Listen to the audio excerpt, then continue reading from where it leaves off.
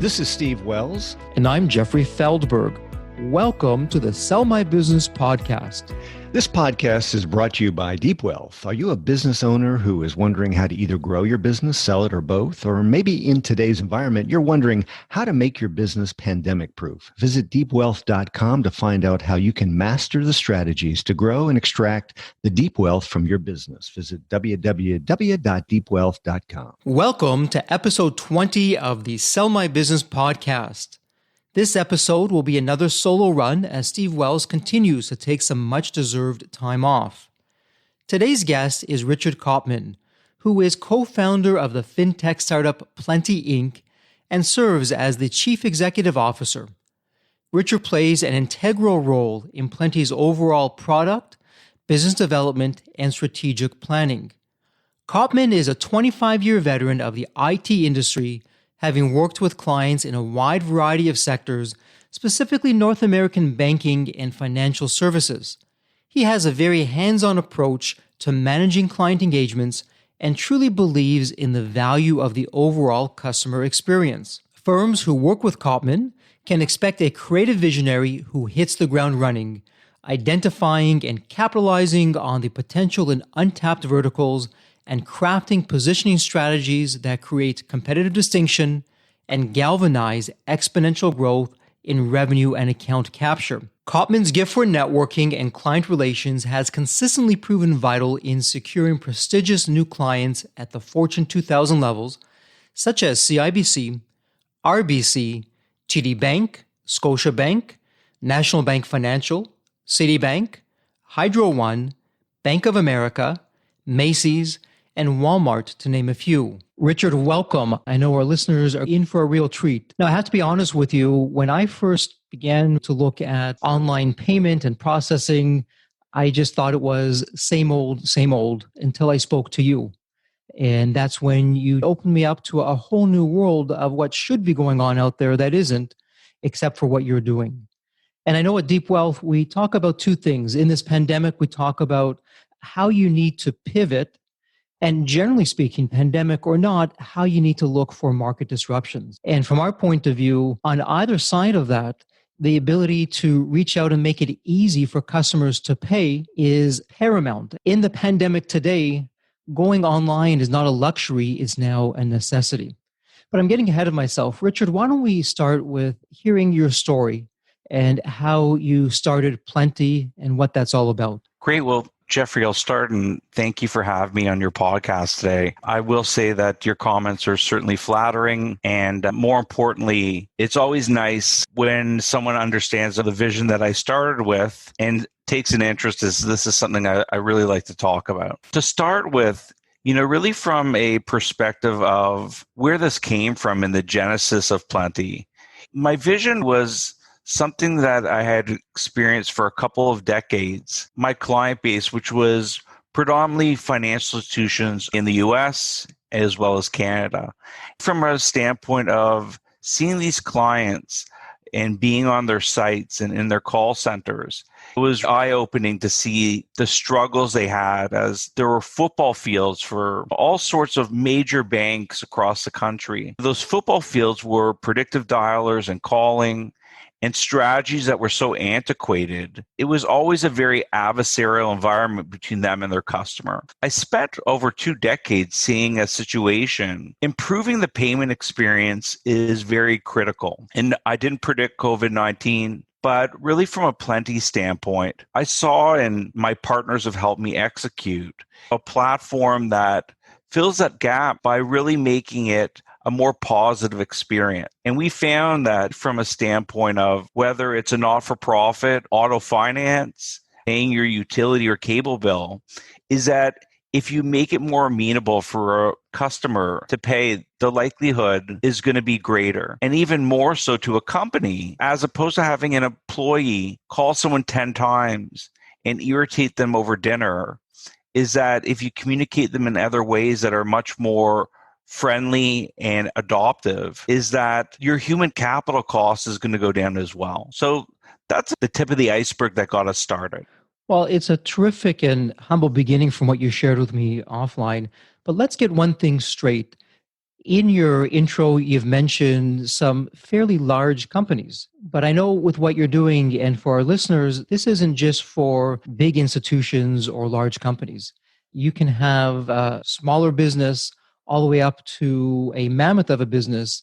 Pllenty is so easy for smaller businesses to mid-sized businesses who don't have a dedicated IT team or don't want to do a lot of integrations or spend the time and money doing that. It's easy. So why don't we get that off the plate first in terms of why you don't need to be a large multinational business to have a robust online payment system? So that's a very good point. And we learn this with our not-for-profit business, as a lot of them are small organizations.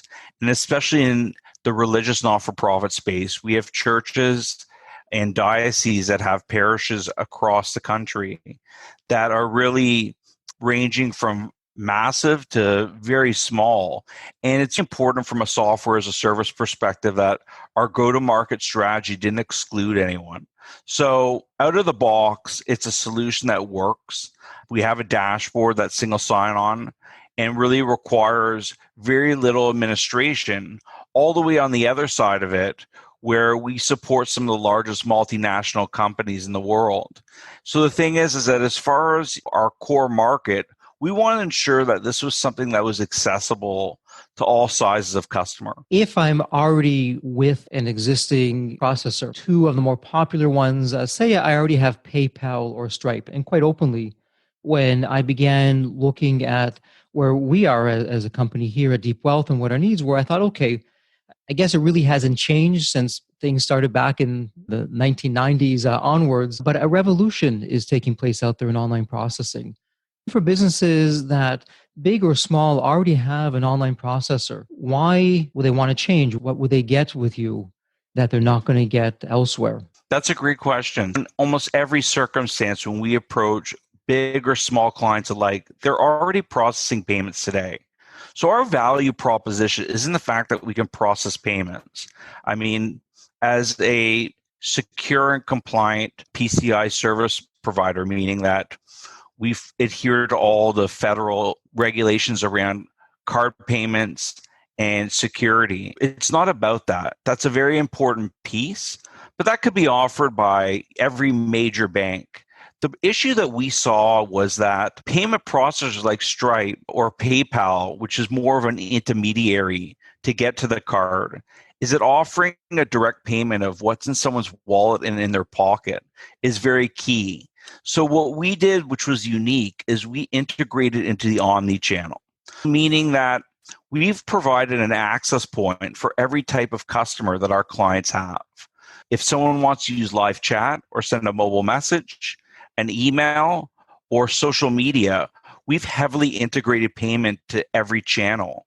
And that's really where we get the adoption of our customers, where they say, well, we're with Stripe and we can take payments over the phone and we have a payment page on our website. Unfortunately, today, that's not enough.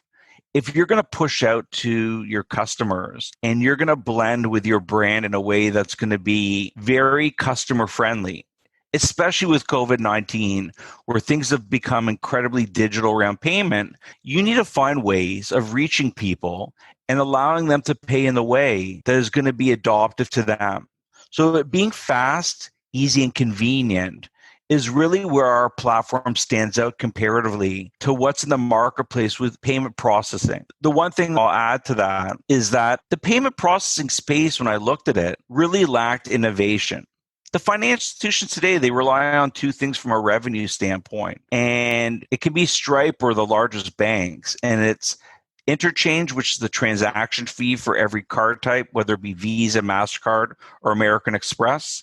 And on the other side of it, it's the rental of point of sale terminals, which have become more and more obsolete during the pandemic. So let me get this straight, because you've shared a few things. You said payments through email, through your phone, I'm going to assume through a computer as well. How do you integrate all that? Perhaps if we take the vantage point of a small to mid-sized business, who doesn't want to get caught up in large and expensive integration, what would that be like if you can walk our business owners through how you integrate within their existing systems? So, from a standpoint of, we have a team, they're certainly all very well acquainted with our platform from the very beginning, as we follow AWS cloud standards to the highest degree from compliance, security, and redundancy. So that means that our platform can be used anywhere in the world. But from the very beginning, we made sure that it was easy and turnkey to utilize this in any way. So we'll use mobile messaging as an example. Mobile messaging is part of our platform. We have the ability to send out 1 or 1 million mobile messages for our clients. And within those messages is an embedded link to a branded mobile application. So it doesn't require any downloading or installing. It's very similar to something that recently has gone to market for Starbucks and Netflix. It's called a progressive web application. So it looks and feels and behaves just like an app, but it allows someone to utilize it without downloading or installing, having any firmware requirements, or going to an app store. So it means that someone can click on a link right from a mobile message that comes from our platform. It's completely customized, that message.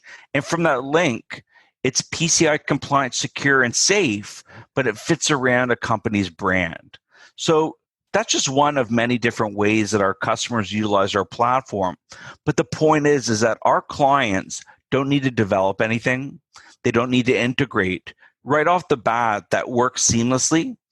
If they choose, we have web service APIs. We can integrate with everything from SAP to every loan management software to even some stuff that's particular to the Catholic Church, which is called DDMS, which is Diocese Database Management Systems. So we don't have any problem. We have a team of 15 that just handles integration, but we have many clients that use this and manually input the data. So we send reports every day in a format that they can upload into their systems.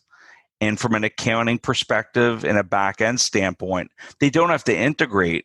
But on the front end, there really is very little that our clients have to do, from everything from design to implementation to how they're going to utilize the communication tools.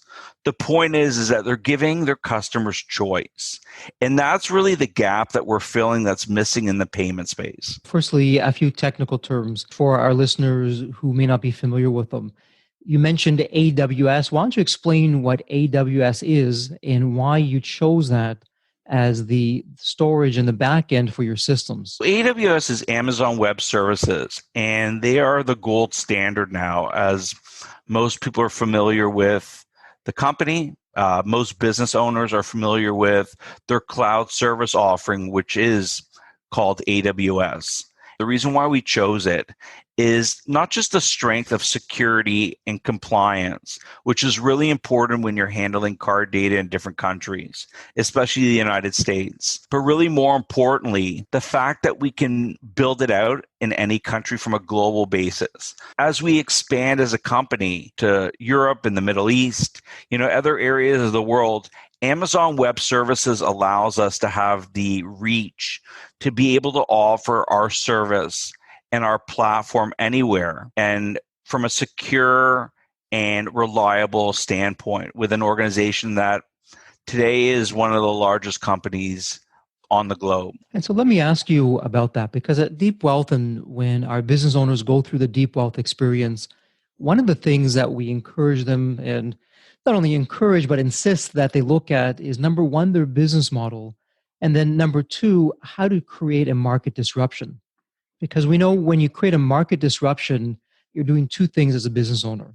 Number one, you're finding a problem, a painful problem that hasn't been solved. So you're helping people, which as business owners and entrepreneurs, that's really what we're all about. So you're helping people, but at the same time, by creating a market disruption, you're opening up the next chapter for your business. And today, especially with the pandemic, the next chapter for your business may not be local. It may be international.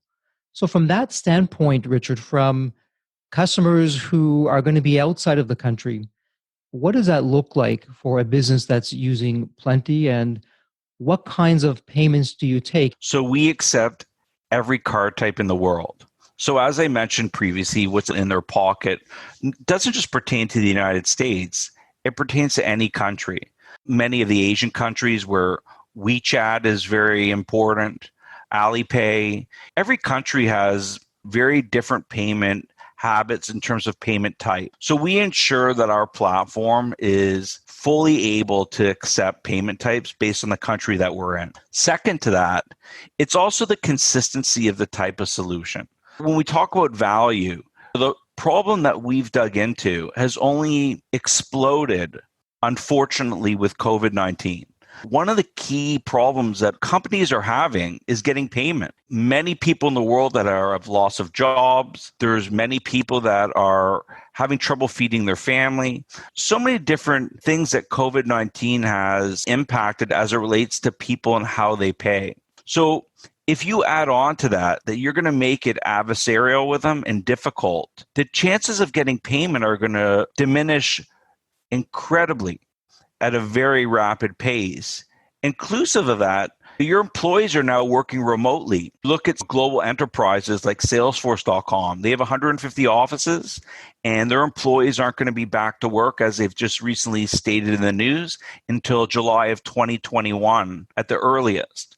So your employees now more than ever, if they're calling someone and asking for payment, need tools at their fingertips that are going to give them strength in communicating with their customers when they're asking for things. So an example would be is that if you're in Dubai and you want somebody to pay their utility bill or their internet services, you're going to need more than just calling them and sending them a letter. Our approach through the omni-channel on the front end becomes very critical in that sense. So we're integrated in Facebook just as much as someone can tap and scan on a letter with a QR code.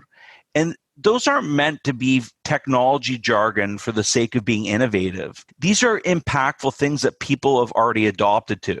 So everyone knows what a QR code is. It's native to every device, whether it's iOS, whether it's Android, and every bricks and mortar store, and they have been for a long time. But all you have to do is point your camera at it and make a payment with our platform. That one little piece resonates across so many different business types that we work with.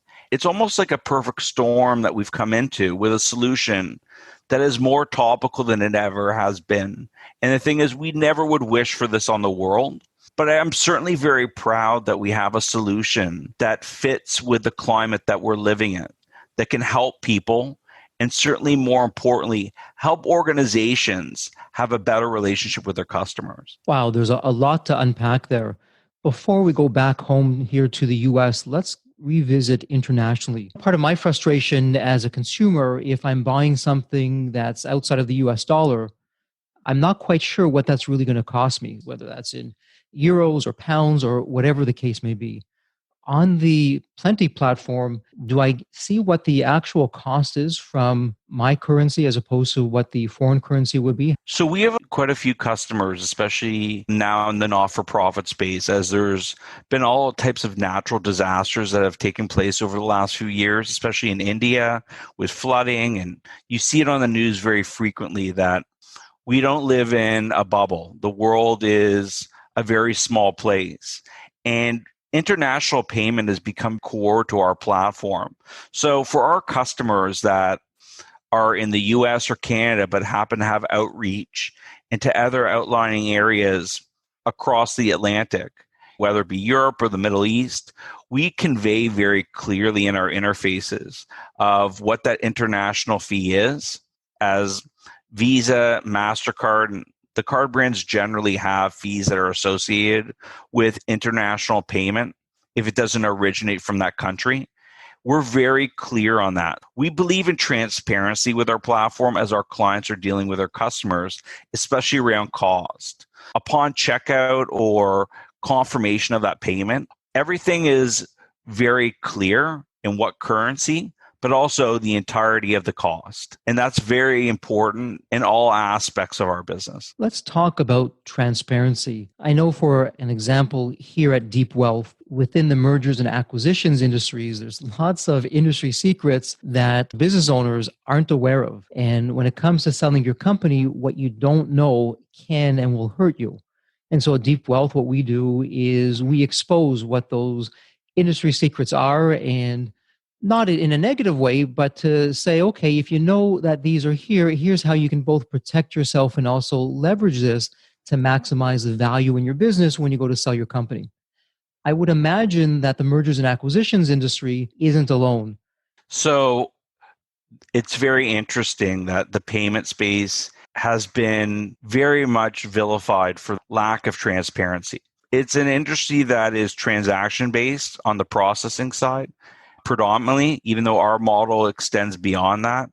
All the major payment processors in the world really rely on lack of knowledge of what those fees are. So it's called interchange, and it really is percentage of each transaction. So whether it's a debit card, whether it's a credit card, whatever bank it's from, each one has a different percentage associated with it. What payment processors do, and the real secret, which is becoming more and more apparent to the average consumer or business owner, is that they make it very hard to understand what that cost is. The average merchant gets a statement every month. Very large payment processors make it very hard to read and understand what that cost is. So they add all sorts of fees and bundle them together, so someone can't figure it out. It's almost like hieroglyphics, that it's so hard to understand what that cost is that they just go along with it. The first thing we discuss before anything else with our customers is that we'll analyze their statements. Our finance team will take a look at them. We'll tell them exactly what they're paying today. And we follow a model called Interchange Plus. It means that we show them exactly what the cost is from the card brand and what the additional fee associated with us would be, and in total what they're paying on every transaction. That's a rarity that you don't see very often in the space. It's been a bad practice that these payment processors have been allowed to take advantage of for a long time, and still hasn't changed, is that they prey on the fact that people don't know. And we've taken the opposite approach, especially in a not-for-profit space where we're looking at long-term relationships with our customers. And inevitably, they can go to another payment processor tomorrow if they're not happy. There's no contract or paper that's going to tie them to us. But they appreciate the fact that we're open and honest with them. And not only are we sharing our pricing, but we're showing them exactly what it is from the get-go. And we're even guiding them of what they've paid before and giving them additional knowledge, even if they decide not to go with us. And in the long run, it's a business practice that's done us well, because even if we didn't get that client initially, down the road, they end up coming back to us because they found out on their own that they were paying fees they had no idea, which were double or triple what they were budgeted for. And they appreciate the fact that we helped them. In the spirit of transparency, Richard, to put you on the spot, I'll ask this question. In terms of your services, it sounds like there's a tremendous and expansive back end that you provide. So how do you compare to the other fees that, as a business owner, I'd be paying to another processor? Well, the first component is really the most important, which any major payment processor, including the ones you've mentioned, isn't going to do any integration. It's not in their business model. They're looking for high volume of transaction, and they're not looking to do anything on the back end. So it's why I decided that we would invest in having our own in-house development team that would focus just on that. So that alone, the fact that we even offer that to integrate seamlessly into their systems, is a value proposition that's very rarely even in the marketplace. The second piece is we don't charge for that. It never made sense to me for the decades that I worked on all kinds of integration products with SAP and Oracle. It never made sense that I work for organizations that charge for that when it's the stickiest relationship you can have with someone. When you integrate with a customer, you become so close to their data and their systems and their workflow. I never understood the idea of charging for that. So we offer our development team our resources and integration for one reason. You're not contractually obligated to us in any way. There is no term that means that you can't go elsewhere, as I mentioned before. The best thing we can do is integrate and have that type of trust with our clients. And the truth is that not only don't we not charge for it, but we do all types of custom dev work into Salesforce.com, even proprietary systems that are specific to an industry for one reason. It's a good business practice. It creates a good relationship with our customers, and it's very long-term thinking. I'm wondering, and I'm sure the listeners are wondering, with all of that said, it sounds like you're not charging some fees that others would charge. The day-to-day transactions, would I be paying any more through Pllenty than I am right now? So it depends on how you utilize our platform. It is predominantly a pay-as-you-go platform. There are some very minor upfront fees associated with design, white labeling, and implementation. But the truth is that they're nominal comparatively to anything that a company is budgeted for. But the truth is that our platform is predominantly pay-as-you-go with no monthly minimums, no subscription, for a reason, is that if our clients are succeeding, and I'll give you a couple examples. So whether it's accounts receivable management and that they've now brought down their human capital costs and they're collecting more at a faster rate and in a better way with their customers, then we win. They're utilizing our platform and there's certainly revenue coming to us. It doesn't make sense to hold someone to a monthly minimum or a standard, because if our platform isn't working, we shake hands and walk away, and I think that's a better business practice. In addition to that, as far as extra costs as opposed to a payment processor, our interchange costs are very fair. As we're offering a different solution that's beyond payment, there are other transaction fees if they use them. So whether it's a QR code or a text message, all the communication pieces, 5 cents for a chat or 10 cents for a mobile message, we charge transaction fees related to that. And that's a big difference. But you got to keep in mind that the people we're competing against in the payment processing space aren't even offering those pieces. So you're only paying for what you use, which is most important, and it's a very nominal transaction fee. When we look at the pandemic, and I would say, Richard, you more than most, because of your back-end integrations with the businesses that you're working with, the pandemic has been a game changer. And even as we record this podcast, the new normal, whatever that is going to be, whatever that looks like, the rules are being written every day. So for our business owners at Deep Wealth that we work with, they're trying to figure out how not only to survive, but to thrive.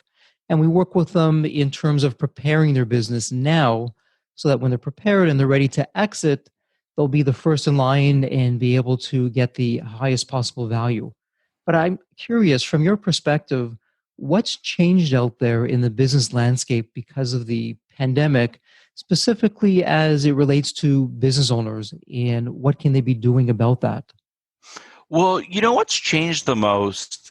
It's been gradual since March, and as things have got considerably worse and there's been more quarantine and everyone expected this to end, there's a attitude now that this isn't going away anytime soon. We started educational webinars as a company in the not-for-profit space over the summer for that reason.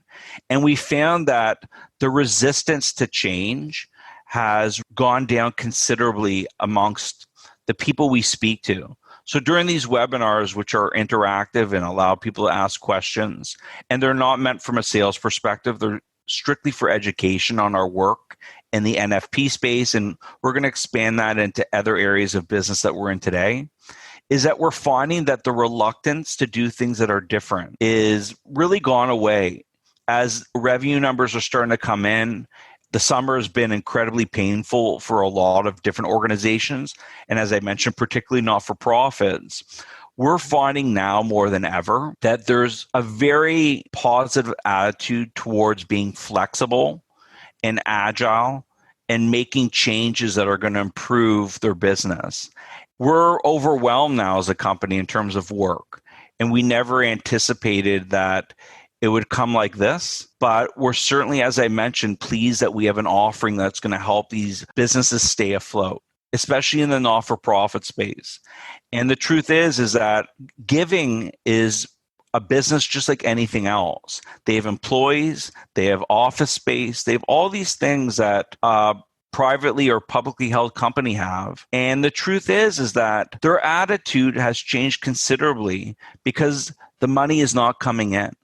So the idea of thinking of different ways they can approach their audience, whether it be a donation or any type of payment, everyone's become much more agreeable to finding other options.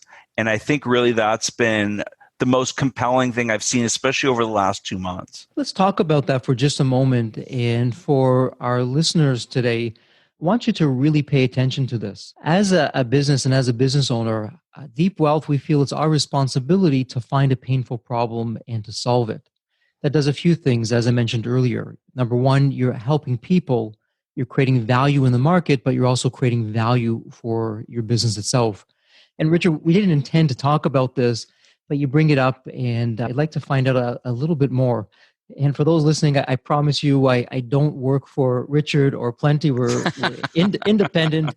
But when I hear more and more what Richard is doing, it's just a good news story and some best practices that we can all learn from. So it's no secret that the pandemic decimated not-for-profits, and especially if you go to places of worship. And you had mentioned some churches and some archdioceses earlier on in our interview. People weren't showing up. They couldn't because of the quarantine. And even now with the social distancing, it's a challenge. And as organizations depending on donations, this was bad news for them. So how have you been able to, if I can just use that analogy, be the white knight and just ride in and save the day? What did that look like when you're working for the churches, as an example, although it can be any place of worship? What did that look like for you, Richard, with the churches, and what have you done now to make them more hip, perhaps, for people to be able to pay them, and just as an outreach for donations? What's changed for them now because of working with you? Well, the church is very unique in the sense of they came to us many years ago, the Catholic Church particularly, which started us down this road with religious not-for-profits, and now it's included the Anglican Church, and it's expanded over many different religious not-for-profits. But really from a standpoint of using the Catholic Church as an example, they came to us initially many years ago with the fact that the Sunday offering would come along, someone would pass a collection plate, and people just don't carry cash on them today. And they didn't have a business solution for that. And through some networking and word of mouth of the work that we were doing, they came to us and they said, we heard of your solution and we'd like to see what it can do for us. So we came up with a way of implementing our QR code in all aspects of whether it be a book of hymns that sits in a pew or on the collections plate, on their websites, on their mobile application, and as well, parishioners having magnets on their fridge and stickers that when their neighbor's over, they can tap or scan on that and give a donation. So it started with the fact that a cashless-based model was something they needed because people just didn't have cash and were giving less. So when they came to us, they were at a 15-year low in terms of donations, which is very remarkable, especially for the Catholic Church. That's done very well over the years in terms of fundraising. So when COVID-19 hit, it just changed completely in the sense of the urgency. Once the parishes had to close, they were still paying rent. They were still paying utilities. They had very senior parishioners that weren't going to come back anytime soon and still haven't come back, just a fear of getting sick. It's really triple and quadrupled our business with them just for the sheer urgency that they need a way to keep the lights on. With the Catholic Church, every dime goes to the different offerings that they have, whether it's painting widows' houses, rebuilding a church, feeding the poor. So the fact that they don't have money coming in has created this urgency that we happen to have a platform now that is not only credible, but well known amongst their peers. So from an inbound standpoint, we're getting so much uptick in terms of not just responsiveness, but them approaching us in the sense of saying, we need to get this implemented immediately. The fall's coming or certain holidays are coming and we need the ability to get donations. And the fact that we can do it turnkey and that within a week to 10 days that we can have them up and running has made it incredibly compelling. So I appreciate your comment of us being the white knight, but really we've been very lucky. And as you know, within business, is that time and place are a big part of the success of a company and a little bit of luck. My partners and I, and we've executed on a vision I always believe very strongly in, is that the fact that we're living in a world where the churches, like many other not-for-profit businesses, are struggling. And the truth is that we're ready to deploy a solution that's going to help them instantaneously, which is all they want to hear. It's a great example, Richard, of a win-win-win. For the people who want to donate and want to give, you've now made it easy for them. For the churches, as you mentioned, or any not-for-profit, it's keeping the lights on and an outreach that just makes it easy. And it's fascinating to hear, and congratulations on having the uptick in donations. And then on the back end, you're helping everyone else first and foremost, but at the same time, it's also helping your company to prosper, get out there, come up with some more innovations and succeed. And that's really the way that it should be. So a big congratulations on that. Thank you. So from the not-for-profits, let's go back to social media. With the pandemic, social media now more than ever has become important for businesses. It's a great way to reach your customers, get the message out there, but also becoming increasingly a terrific way of selling your services. So how does that work now with Pllenty and social media? You had mentioned Facebook, but if we took some of the, at least here in North America, some of the larger platforms, Facebook or Instagram, even Twitter, what does that look like for you in terms of integration from a business owner's perspective? How does that work? We launched this about 2 years ago, and it's called Pllenty Social Exchange. And it was really a matter of that, like anything, we listen to our customers. And I think a lot of technology companies have difficulty doing that. They go to market with solutions to be innovative without listening. As a team, do a really good job of going to market with stuff that fundamentally is going to fill a void. Almost every one of our customers has millennials in their customer base. And really, from a client perspective, their struggle is that generation of customer changes their phone number, changes their email, is transient, their address changes very often. So when they are wanting them to pay for whatever reasons, whether it be a donation or a payment on an overdue bill, is that it made sense that one thing that they do not change is their social media presence. They keep that consistent across the board. So we integrate into Facebook, Twitter, Instagram, and Snapchat for a reason, because we never understood the fact that you can be on Facebook Messenger, but there's no real ability for a company to facilitate payment securely on a social media page. It was something that was needed, but has been ignored. And really, from a disruption standpoint, I'm always a big believer in tackling fundamental business problems that are in the world that are just not being addressed. And whether it's an underserved market or it's a platform, it's the same idea, is that we've now made it easy. If somebody is, and we'll use Facebook, if someone's on a charitable organization's social media page or they're on YouTube, we've made it easy for them to make payment. And the thing is that it's just supporting another channel that a whole generation that's growing and is massively representative in the marketplace, is that we've now opened that channel so they have an access point that's adaptive to their payment needs. No different than having Chat Pay, which is our integrated chat experience with payment.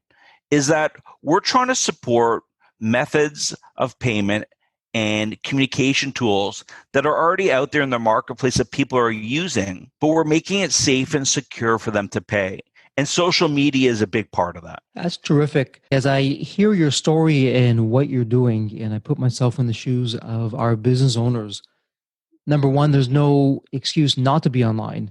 As I said earlier, it's no longer a luxury, it's a necessity. And now that you're online, there's absolutely no reason why you can't offer payments across all the online channels. When I'm going through a payment through Pllenty, does the customer know the difference, or does it look like it's the actual business that they were just on the website or on their YouTube channel or on the Instagram? What does that look like? So our design team is in-house, and it's, again, on the front end, one of the most critical pieces of how we implement and integrate with any company. So we represent significant brands that their branding kit and the look and feel is the most critical of how their customers experience.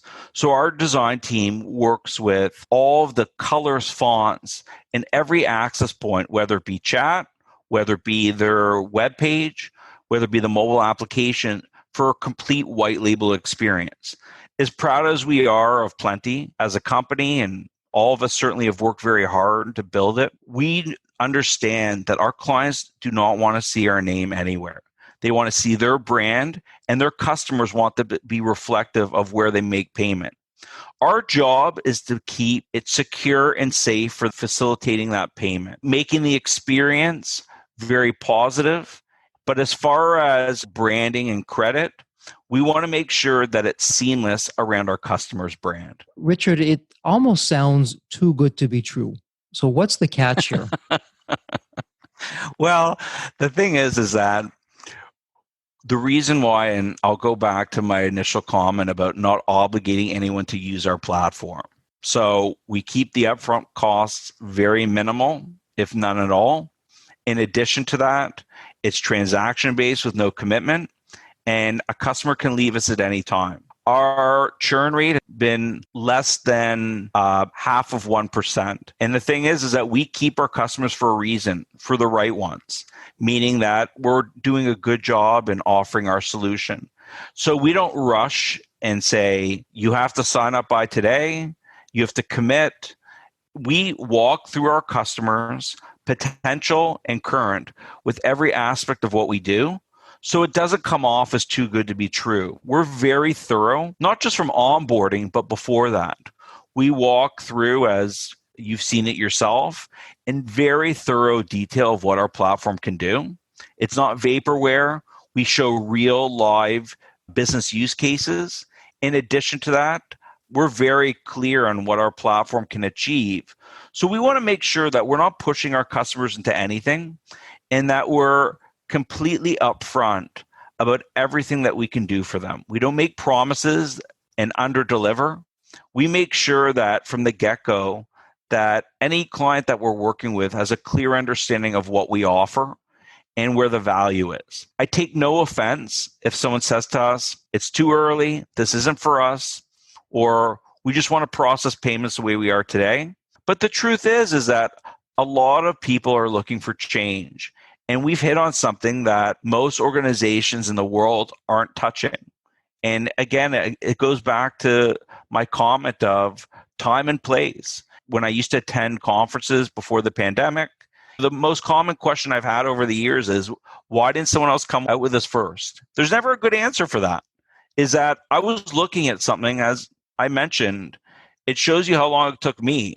I was looking at the same thing, and it still took me 20 years to figure it out.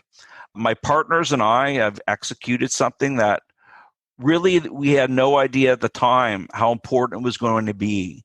I always stand by what we do, but that doesn't mean it's for everybody. At the end of the day, I would find that our audience continues to grow. And when I say audience, I mean business types. There really isn't a client type, whether it be B2B or B2C, that doesn't see value in some way of utilizing our platform. It's a terrific story, and I have no doubt that the story is just beginning with good things ahead for you. So, Richard, as we begin to wrap up I'd like to ask you a question that I ask every guest on the podcast. And your answer could be either personal or business or a blend of both. And the question for you is this. As you look back to your achievements and your accomplishments, to your lessons learned, if you could only pick one thing that you would tell your younger self to do either more of or less of, what would that be? That's a great question. So I'd say a couple things. One thing that I've learned more than anything else is that I'm now 46. I turned 46 in June.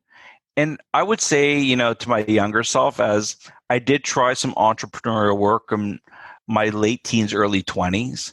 And I would say that if I did this then, I would have had a great deal of trouble succeeding. When you're an entrepreneur, you need a lot of people that trust you, that are going to come along with you for the ride to help you execute on this. I have excellent partners. I'm not an autocrat. I have a board of directors. We've brought on many board advisors from Fortune 2000 companies. All these people have been critical of us succeeding. And it's not something my younger self would have been able to achieve, because at that age, you just don't have the network, trust, and business experience to see that. My most important role as a CEO of this company is finding good people to join our team.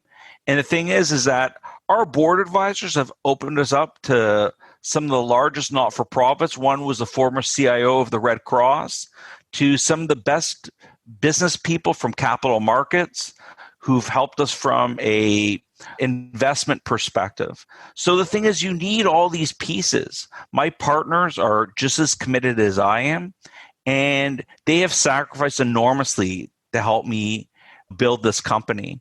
And the thing is that that's not something that you have the aptitude or experience at a young age, that I realize now that I might not be as pretty as I used to be. If you take the facetiousness aside, is that life experience has been something that's helped me enormously over the last 7 years, cultivate a group of people that have helped us succeed, which is probably the most critical thing of where we are today. Wonderful insights. And for our listeners, take note and internalize that and replicate that, because success leaves clues. And you just heard a path for success. It certainly helped Richard, and it'll help you. So Richard, as we now wrap this up, and in the show notes, we'll put a link to Pllenty. If somebody wants to find you online, where can they do that? So it's very easy. It's Pllenty with 2 L's. There's only one of us, and it's pllenty.com. We have a great customer care and support team, whether it be by phone, chat, or email. You can reach out to us, and we'd be happy to consult with you at no charge and talk to you about your business problems. We have a great team that really gets involved and gets their hands dirty, no pun intended, but really from a perspective of, we're always happy to just answer some questions. It's not always what's in it for us. I think it's a great business philosophy to try to help others. And we certainly are trying to do the same during this challenging time. Richard, spoken like the true leader that you are, I want to thank you not only for your time today, but for your insights and sharing stories and taking us on the journey that you've gotten to today, and also what's ahead for you. And I wish you only continued success and good things ahead. Thank you so much, Richard. Thank you, Jeffrey, and I appreciate you having me today, and it's been a very engaging discussion.